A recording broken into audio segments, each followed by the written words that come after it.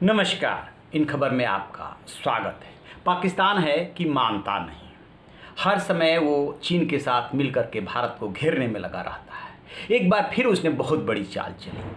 संयुक्त राष्ट्र सुरक्षा परिषद में जो 1267 कमेटी होती है, जिसमें कि आतंकवादियों की लिस्ट बनती है ग्लोबल टेररिस्ट की, उसमें उसने भारत के दो लोग गोविंद पटनायक और अप्पा जी, उनको टेररिस्ट घोषित कराने की कोशिश की। प्रस्ताव लेके गया, वहाँ से कहा गया कि आप सबसे पहले इनके खिलाफ सबूत दीजिए। जब सबूत के लिए टाइम दिया गया, लेकिन वो सबूत पेश नहीं कर पाए, यानी कि सिर्फ बदला लेने की भाव से। उसका नतीजा ये हुआ कि वो प्रस्ताव गिर गया। और इसकी जानकारी जो यूएन में भारत के प्रतिनिधि हैं त्रिमूर्ति, उन्होंने खुद ट्वीट करके दी है। अब क्या है मसला, इसके बैकग्राउंड में क्या काम कर रहा था? दरअसल आपको याद होगा, जैसे मोहम्मद का जो मुखिया है मसूद अजहर, उसको पिछले साल ग्लोबल टेररिस्ट घोषित किया गया था। भारत को उसके लिए बहुत पापड़ बेलने पड़े थे। वजह यह है कि चीन जो है उसकी मदद कर रहा था, और चीन चूंकि सुरक्षा परिषद का स्थायी सदस्य है, इसलिए बार बार उसमें अड़ंगेबाजी कर दे रहा था, प्रक्रियागत, यानी कि प्रोसेस में ये कमी रह गई, ये कमी रह गई, ये कमी रह गई, ऐसे कई साल तक वो मामला चला।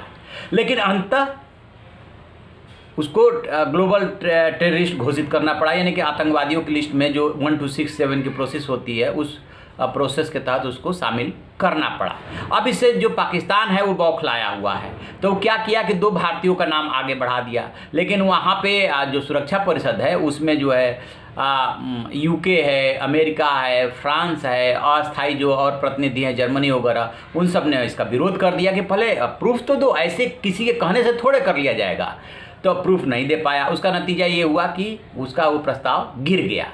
अब जो है औंधे में प्रस्ताव गिरने के बाद पाकिस्तान फिर किसी नई चाल में लगेगा।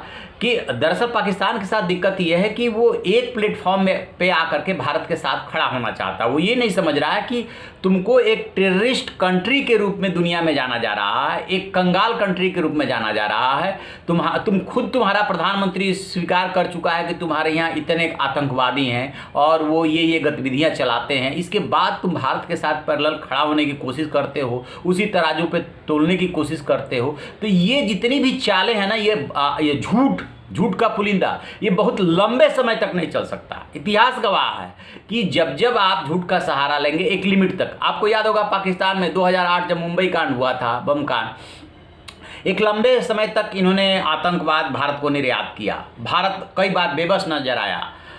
तो उसका नतीजा क्या हुआ? टाइम लगा, 10-15 साल टाइम लग गया, लेकिन भारत ने पाकिस्तान को पूरी दुनिया में बेनकाब कर दिया कि ये आतंकवादियों को पालता है और ये पूरी दुनिया के लिए खतरा है।